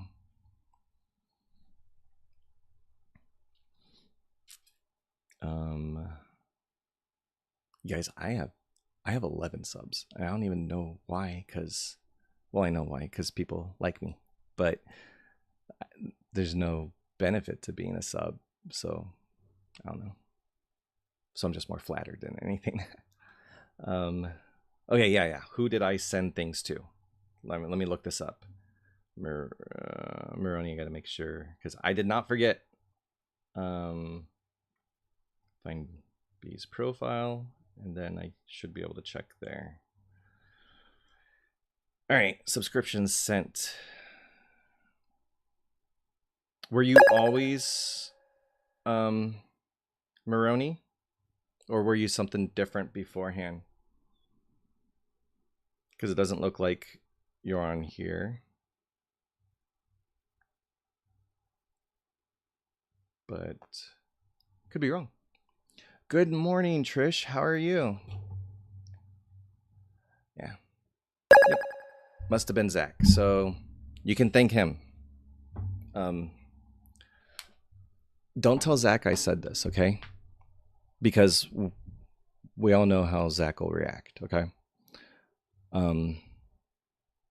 But Zach is a really nice guy. He was there for me when I needed somebody to talk to. Who's Zach? Zach's this guy. He comes in here every now and then. But I was struggling really bad the other night. Zach, what's his name on here? Zach Still But Different or something like that. Yeah. So anyways, he puts on this thing. Speaking of which, Lauren, welcome in. Let me get your thing up here. Here you go. And Lauren, we're gonna make some improvements here. Okay. All right. We're gonna make some improvements here. Coming soon is gonna be something similar. Do exclamation point and then water lowercase. And it's a mod only privilege, because I know you like mod only privileges.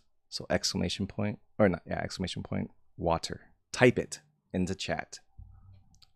Water. Exclamation point, water. There you go. Boom. You see that? When you come in, eventually you're going to be able to do that to get that to show up with your name. Yeah. Because I'm a hacker. Anyway, Zach. Okay. To go back to Zach. It only works for mods. I had to make it only work for a certain group. Otherwise, we know what would happen. It would just go off all the time. So let's get back to Zach. I was really struggling. And I can't really talk about too much of it, but I had to approach a traumatic experience that I didn't know how I was going to be able to do it in the right way. Yeah. And honestly, like I was like, I don't know, I was just like spiraling. Not really spiraling per se, but just like stuck. And reached out to him and like, yeah, we just video chatted for a little bit, and he helped me out. He gave me some good advice and helped just like kind of calm me down, because there was a lot of stuff that was just haunting me. But he was there, and I really appreciate him. But don't tell him I said any of that stuff, okay? Because we all know that he doesn't deserve it. Just kidding. He does, but we all know he doesn't like that stuff. Or he likes to put on the front that he's a terrible person, right? Trish, thank you for the roses. I appreciate that. And becoming the title gifter for the roses. And Lauren, thank you for the heart me and the go popular. And Trish, thank you for the heart me.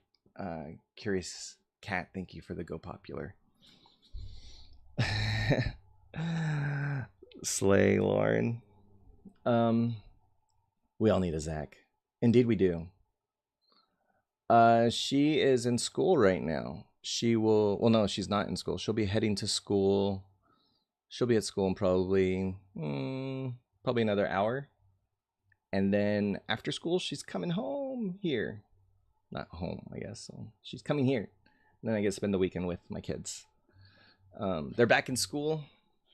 Trying to think of what we're gonna do this weekend. Maybe go to the beach. I don't know. We'll see. It'll be fun. It'll be fun. Oh, you are, Lauren? That's awesome. That's awesome. Do you live close by? I am not Filipino. Beach time. Yeah. A few hour drive. Well, I mean, it's good that you're gonna be able to spend the weekend with them then.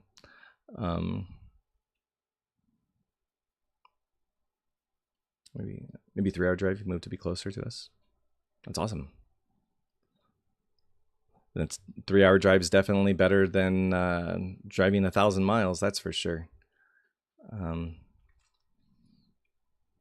Why did you think I was Filipino? Did I say something that was Filipino-ish? Or that? I don't know. I never really get that one. I get a lot of yeah. I get a lot of that, or Punjabi. I'll get asked if I'm Punjabi. So neither. No. I am like half Mexican, which that is, I think, that one's kind of like hard to kind of pin down anyway. Then the other half is like Irish, Dutch, German,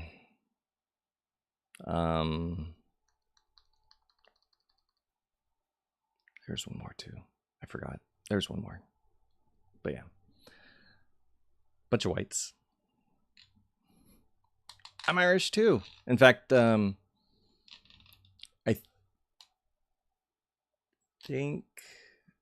think I'm like a full quarter Irish.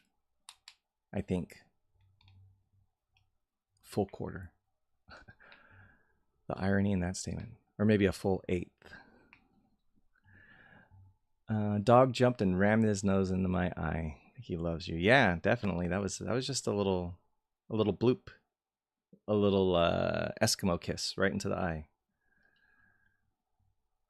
Maybe we are cousins. Who knows? Yeah.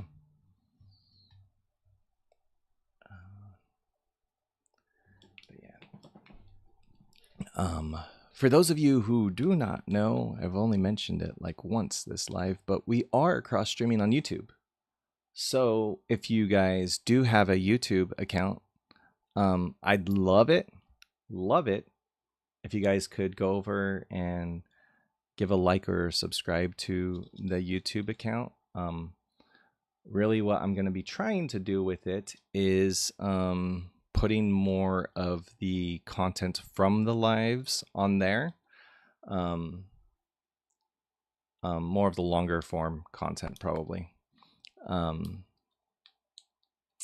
yeah, just the fact that I'm also cross streaming is pretty freaking awesome, because I'm doing it all weird, like it's not like a conventional way of doing it. It's a rigged up way of doing it. So everyone's Irish. Half Latino and half what? My network break off for a second. Dutch, Irish, German, and I think the last one might be Scottish, but I don't know for sure.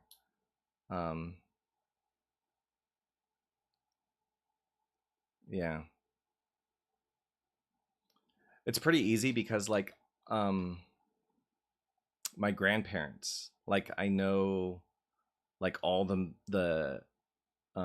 surnames, and they're all like very specific to like a very specific you know, country region. No, so part Mexican. Oh yeah, I'm half Mexican.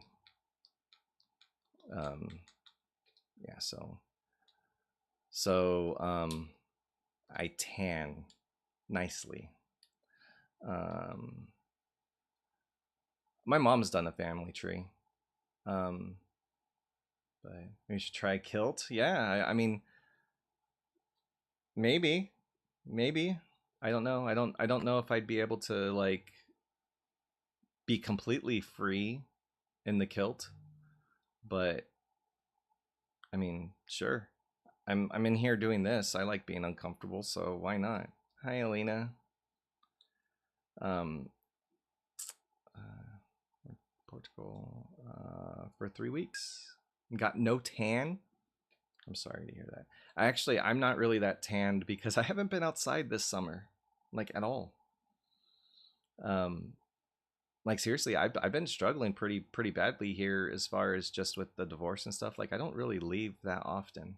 Um, Not like struggling in like a terrible way. Just like it's rough, you know. So I really haven't been outside enough to even tan. Maybe this weekend, you know, because I'm doing the beach. I have a pool. I haven't really swam this year, so you know. Latina and Blasian. I I don't know. I don't see Autumn. You don't think you look racially ambiguous? So you're saying you look Chinese, is what you're saying?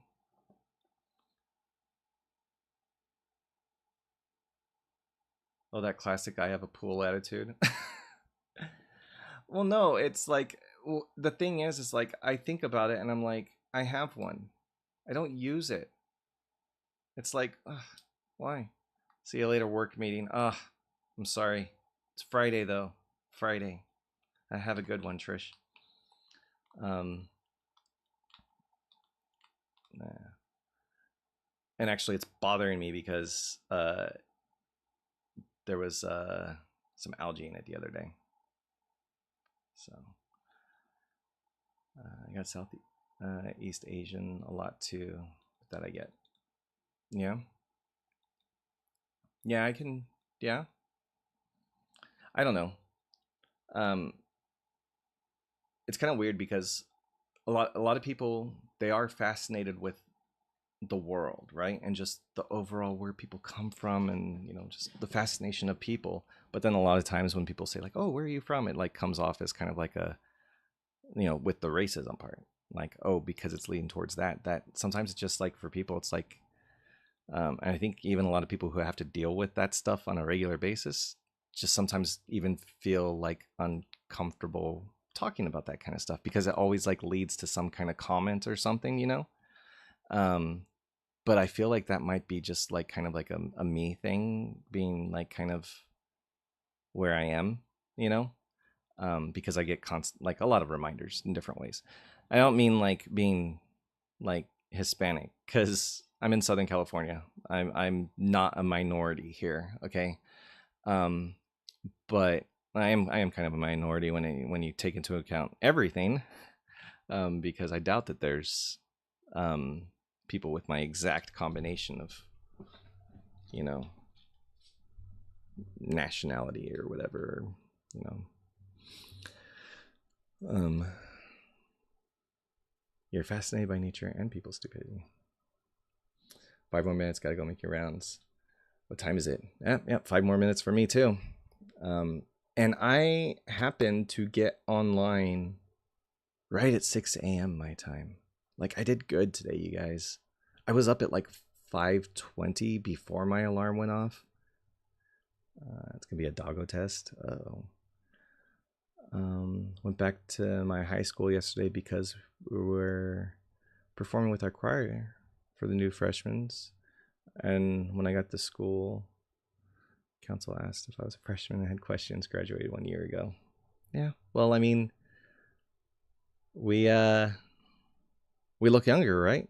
I mean, people say I don't look like I'm 44. People don't say I look like I'm 44. I definitely don't act like I'm 44.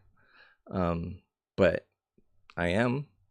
I have to accept that I am. But at the end of it, it's like, well, I'm kind of just me, just getting older, you know? Literally, the concept that is created by colonizers justify enslavement. Yep.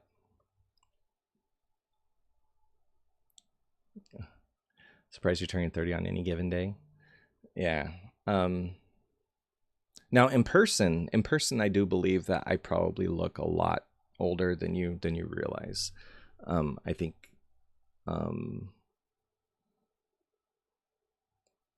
yeah, especially because I have like grays in my mustache and my beard and stuff. I'm 5'10", so it's like this tall ish. 5'10", 5'11", somewhere around there.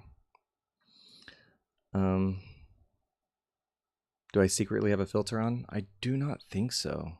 I should check. Let me see. No effects. I could put one on. There's. I'm a glitter dog now. I don't know, but yeah. As you can see, as I put these change these, you can't have on multiple ones. I don't think you can do multiples, so I wouldn't be able to do this if I had a filter. Oh my goodness, that one is insane. But that reminds me of that one guy from the Capitol. If you know, you know. Ah, here we go. There we go.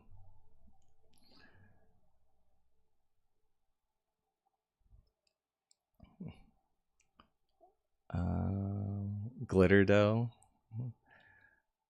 5'3". What's that in centimeters? I don't know.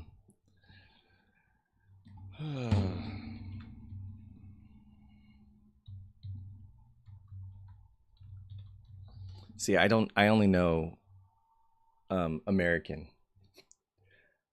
180.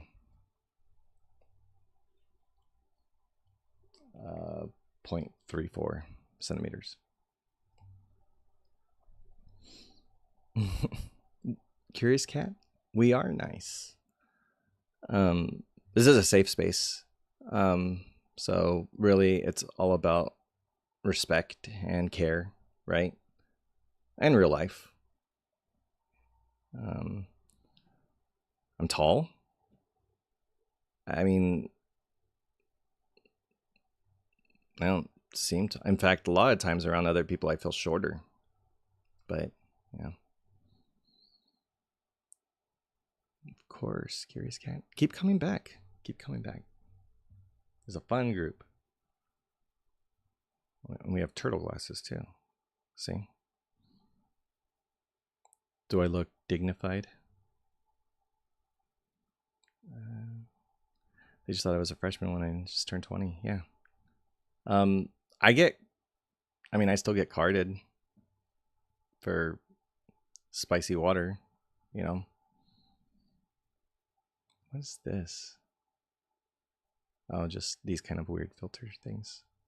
The DJ one? No.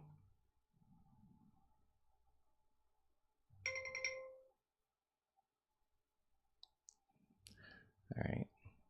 Well, all right. I think I'm going to go ahead, though. So there we go. Clearing the effects. Clearing effects. All right. So no filter, you see. I do have some decent lighting, though. So that could be part of it. It also gets carded. It's insane.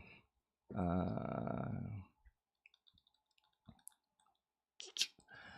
my partner is tall. He's in China. I think everyone's staring at him, particularly when you take double-decker bus and he can't fit in the bus. Yeah. How tall is he? Hope you have a great weekend too, Slow Blossom. Thank you for popping in. I've seen you in the list of people here. Appreciate you being in. 193. Okay, so what's 193?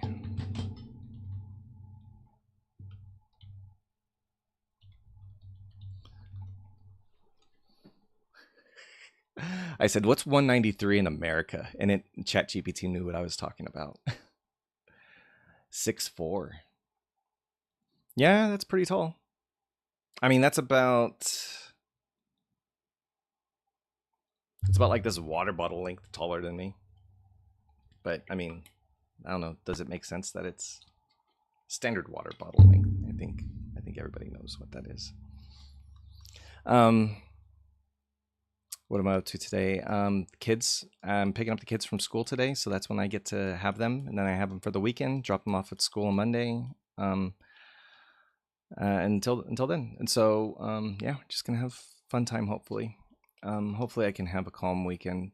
Just hopefully my nerves play nice. But yeah. All right. Thank you everyone for joining. And for being a part of this conversation. I don't know why I switched the scene. Did not mean to do that.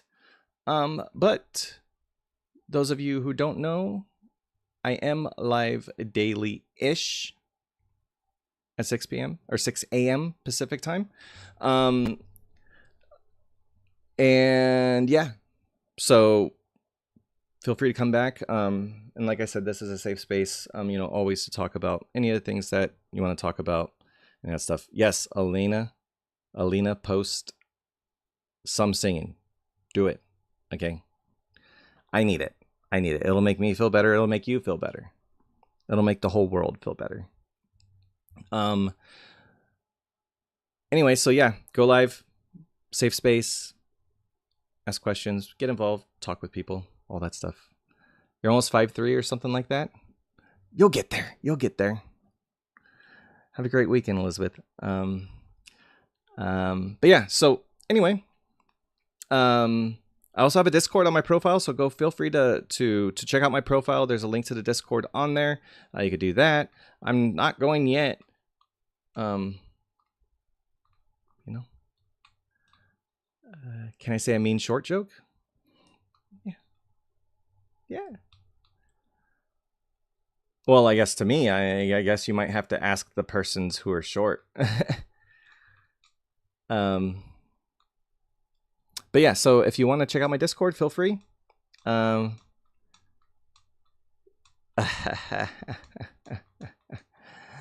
Waka waka. Yeah, so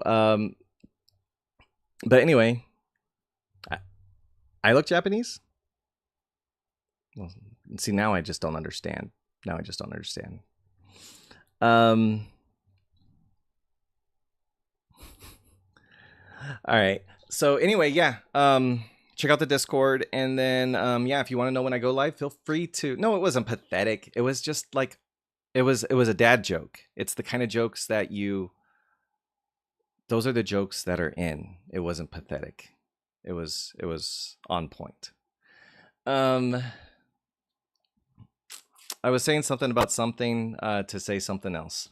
But anyway, I'm just weird. But yeah, thank you everyone for joining. This was really fun. I may pop on again later on today. Well, probably 4, 5, 6, 7. Within the next 7 hours, I may pop on a little bit more. We'll see. But if not, I'm gonna have a good weekend. Love and appreciate you, Autumn, and all of you as well. I'm not a dad yet for another 7 hours. Well, I'm still a dad, yes, but I don't have to pick them up from school for another 7 hours. So I'm gonna clean. Maybe even clean their rooms. Give them a surprise. That would be nice, wouldn't it? Wouldn't that be like an awesome dad thing to do? I'm not dead yet. Just wait 7 hours. Like that's partially me having communication issues and just pushing words out rather than really putting thought into what I'm going to say. And so then I just say stuff like that, you know, rather than say like, I can't wait to pick up my kids at like 3. Instead, it's, I'm not a dad for the next 7 hours, you know. Anyway, appreciate all of you, care about all of you. Join my Discord, link on profile, and hope to see you all soon. Take care. All right, bye.